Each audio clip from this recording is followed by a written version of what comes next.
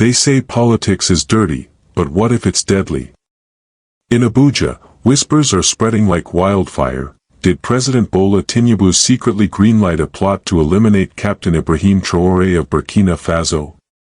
Not just silence him, take him out. It sounds insane, until you hear what Traoré's forces uncovered. Classified orders. Disguised operatives. A silent war playing out under our noses. This isn't just politics, it's survival. If you think West African leaders are safe, think again. This story will shake you. If you believe a young captain can outmaneuver a regional superpower in silence, if you believe that truth, when spoken with courage, can shake the highest walls of deceit, if you felt the weight of Captain Ibrahim Traoré's defiance, then this isn't just his story. It's ours.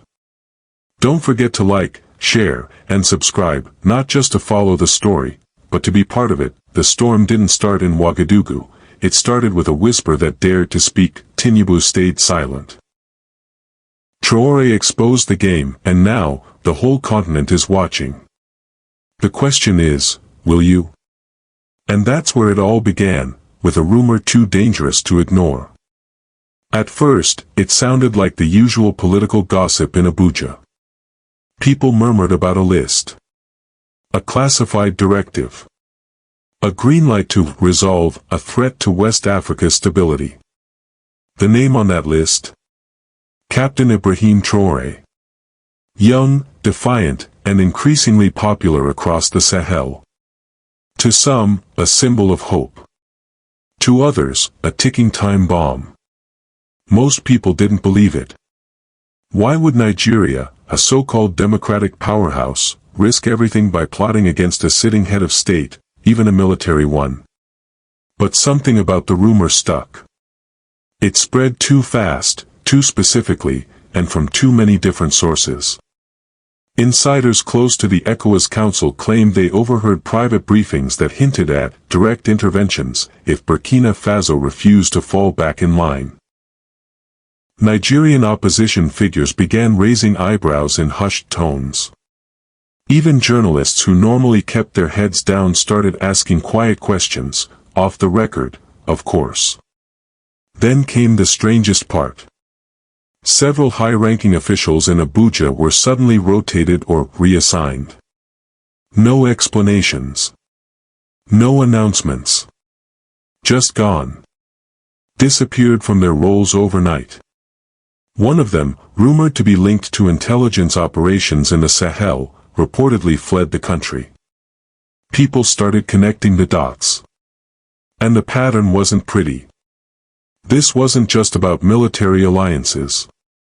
This felt personal. Strategic. Ruthless. And in Ouagadougou, Captain Ibrahim Traoré wasn't taking any chances. He'd heard the whispers too. But unlike others, he had the power, and the will, to act on them. Because in a region haunted by coups, foreign meddling, and shifting loyalties, one thing is certain: when the whispers grow louder than the silence, something dangerous is coming. And this time, it had a name. Traoré. The rumor might have been brushed off, until the messages came through. In the early hours of a humid Monday in Ouagadougou, the Burkinabe military's cyber unit flagged something odd. Encrypted traffic. Unusual routing. Data packets bouncing through obscure servers in South Africa and returning to what looked like a consulate server in Abuja. At first glance, nothing seemed alarming. But the content, that changed everything. Buried inside the data was a fragment of an internal dispatch. It was short. Coded. But chilling. One line read, Phase 3 authorization, proximity confirmed. Another said, clearance granted for neutralization team. Confirm visuals by 1600. It wasn't just bureaucratic jargon. It was a kill order. Captain Ibrahim Traoré was informed immediately. No panic. No press conference. Just silent urgency. He ordered a deep scan of diplomatic and telecom networks operating within Burkina Faso. Within hours, 3 more transmissions were intercepted, each more revealing than the last. Mentions of satellite imagery.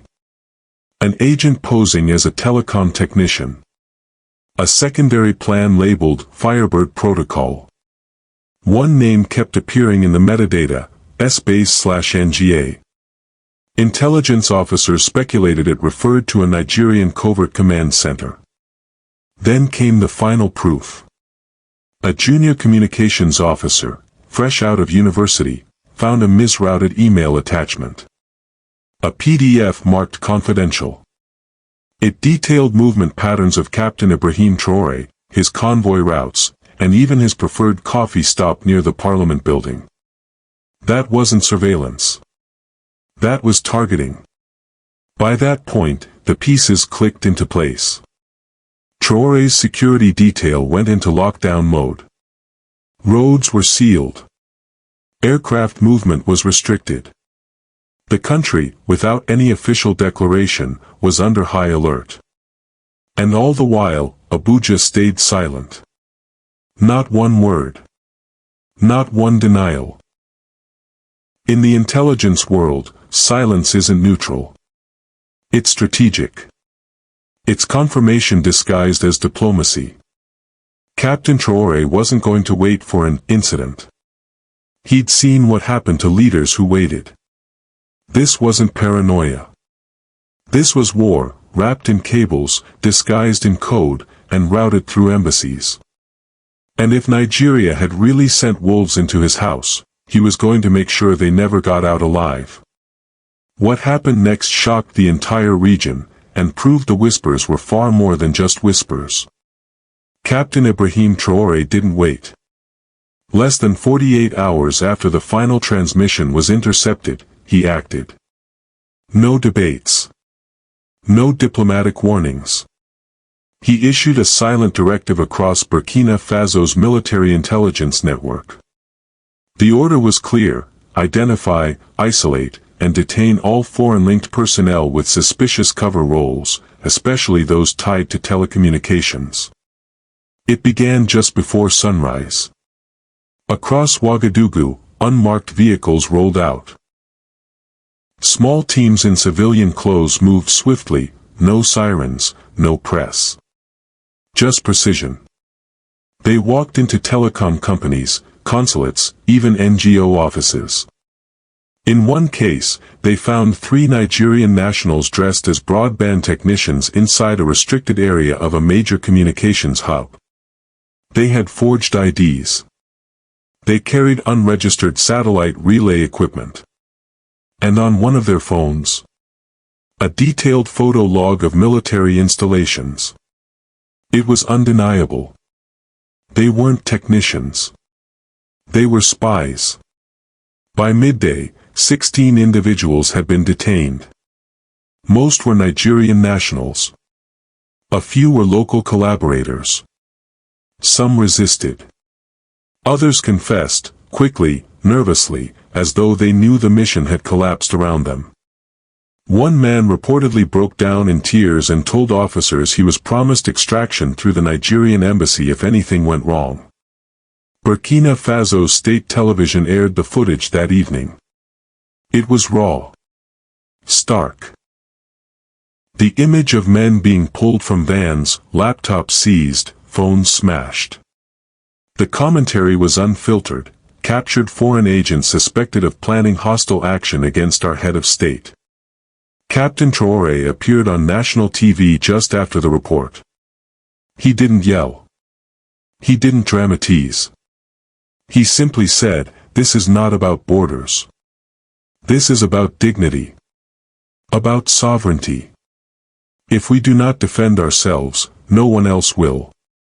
Across West Africa, the reaction was explosive. In Lagos, Tinubu's government scrambled. They called the arrests unlawful detentions.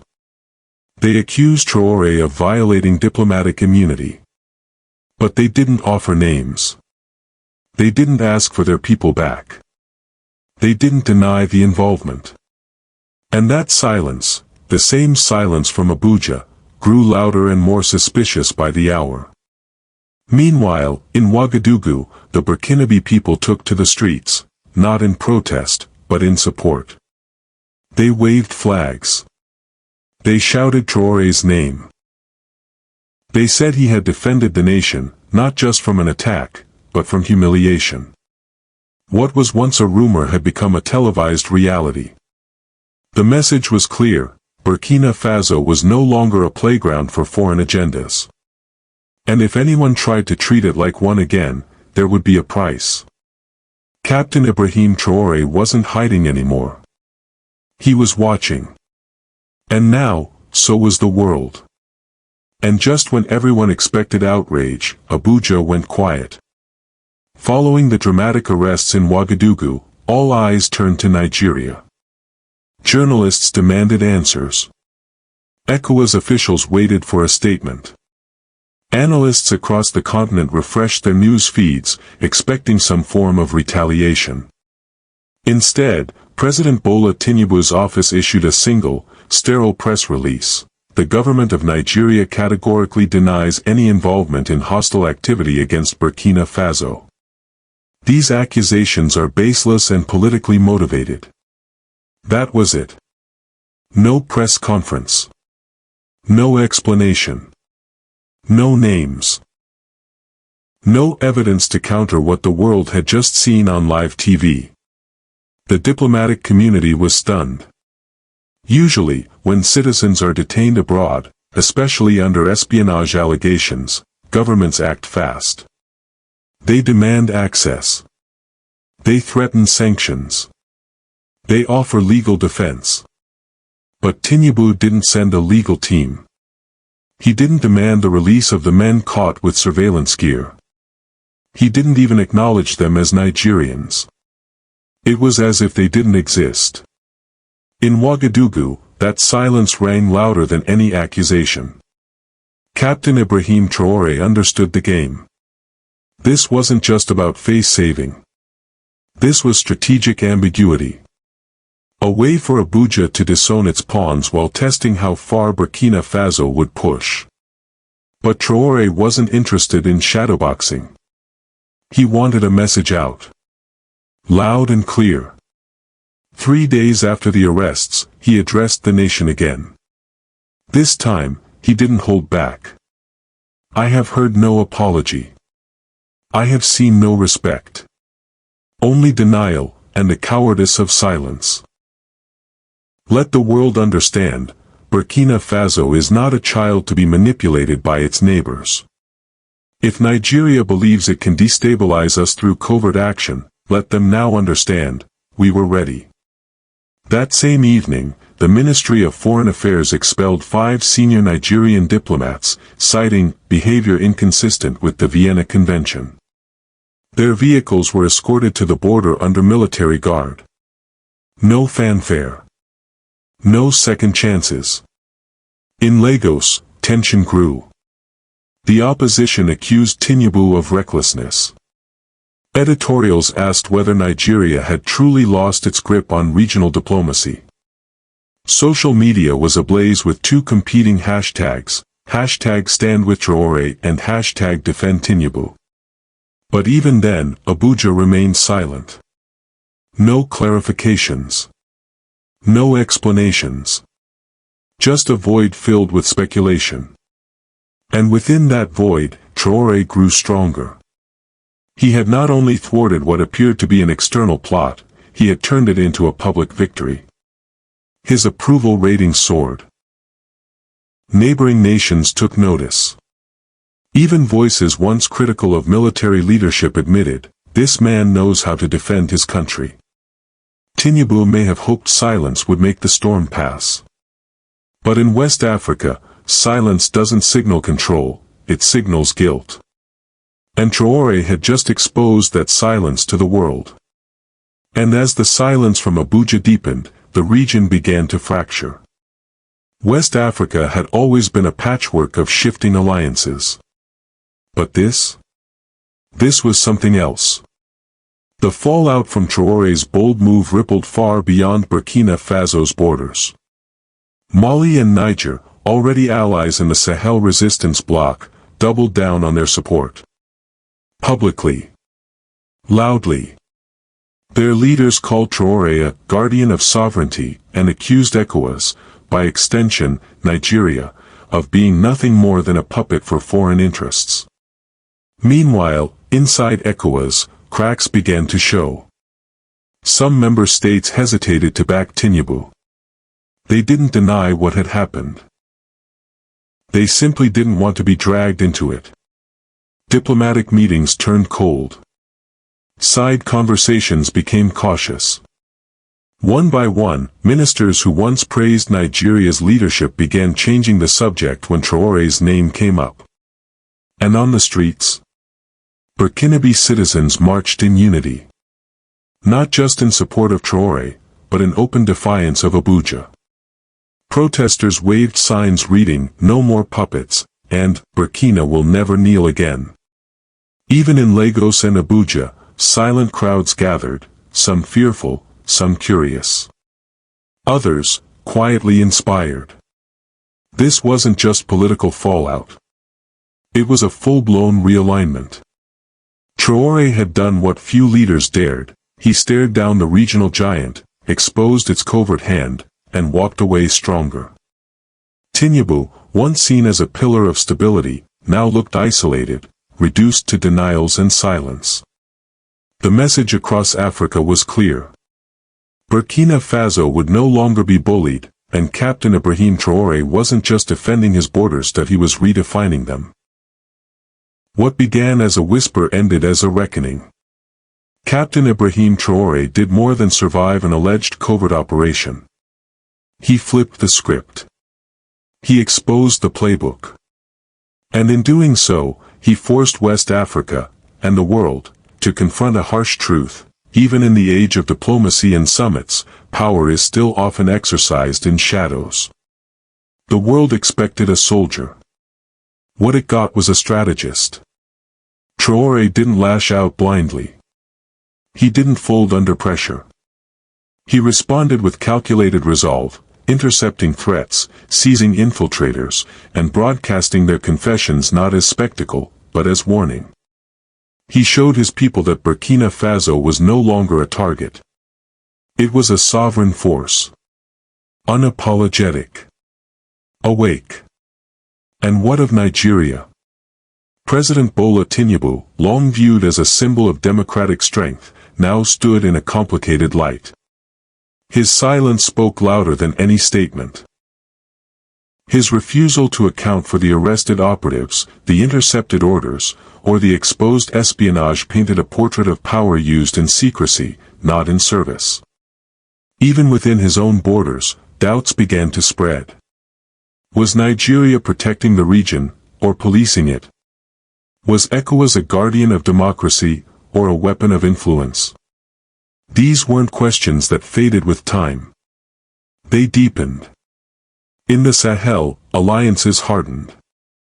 Traoré, once mocked as a brash young captain, was now seen as the face of a new African resolve. Mali and Niger rallied behind him. Guinea sent quiet messages of support. Civil societies across Togo, Chad, even Senegal, began speaking his name with something close to reverence. Not because he represented perfection, but because he represented resistance. He didn't beg for validation. He didn't run to Paris or Washington for help. He faced the storm and dared to speak its name. "I will not be overthrown in the dark," he told his people. "If they want to challenge us, let them do it in the daylight." It was a line that resonated far beyond Ouagadougou. In a continent long defined by foreign interference, betrayals behind boardroom doors, and puppet governments dressed in Western suits, Traoré's defiance stood out, not as rebellion, but as clarity. As a demand for self-determination. For dignity. For the right to exist without permission. And this moment, this chapter, will not fade quietly. It will be studied. Debated. Feared. Because Traore didn't just survive an attack. He rewrote the ending. And in doing so, he reminded the world that in Africa, stories don't always end the way outsiders expect. Sometimes, the man they try to silence becomes the voice of a generation. So, if you followed this far, don't just scroll away. Like, subscribe, and stay with us, because this story is far from over. Captain Ibrahim Traoré stood alone, and changed everything. If you believe a young captain can outmaneuver a regional superpower in silence, if you believe that truth, when spoken with courage, can shake the highest walls of deceit, if you felt the weight of Captain Ibrahim Traoré's defiance, then this isn't just his story. It's ours. Don't forget to like, share, and subscribe, not just to follow the story, but to be part of it. The storm didn't start in Ouagadougou, it started with a whisper that dared to speak. Tinubu stayed silent. Traoré exposed the game, and now, the whole continent is watching. The question is, will you? For decades, countries in West Africa have been told who to trust. International donors. Friendly, neighboring governments. Pan-African institutions promising protection. But Traoré's experience showed that trust, when given blindly, becomes a weapon. He didn't accuse anyone at first. He didn't play the victim. He waited. He listened. And when he saw the signs, covert transmissions, suspicious actors, planted operatives, he acted. Not with panic, but with calm, measured precision. He reminded us that sovereignty means not waiting to be stabbed before raising your shield. For too long, African governments have been taught to speak softly, to believe in negotiations even when knives are drawn under the table. But Traoré flipped the script. He didn't storm embassies or declare war. He followed the law. He arrested those who broke it. He expelled those who disrespected it. He gave the international community a choice: either confront the truth or watch Burkina Faso confront it alone. That wasn't aggression. That was accountability. The third lesson is deeper, and more uncomfortable: silence is not always peace. President Tinubu's refusal to respond directly spoke volumes. No names. No counterproof. No denial of the actual evidence. Just a vague statement calling the allegations baseless. But in a region where coups, assassinations, and foreign interference are all too real, silence isn't neutral. It's strategic. It can hide intent. It can buy time. But it also exposes the fault lines of trust. Traoré understood this. And rather than filling the silence with fear, he filled it with strength. He took control of the narrative, not with slogans, but with action. And that act alone taught every citizen of Burkina Faso what real leadership looks like under pressure. Captain Ibrahim Traoré doesn't speak with Western polish. He doesn't sit comfortably in international press conferences. He doesn't ask for permission before protecting his people. To some, this makes him dangerous. To others, inspiring. But no matter where you stand, one thing is certain: Traoré represents a break from the post-colonial model of African leadership. He doesn't aspire to be liked by Europe or approved by Washington. He aspires to serve Burkina Faso first, and that terrifies those who built systems expecting quiet compliance. Many will say Traoré stirred up emotions. That he inflamed tensions. But that misses the point.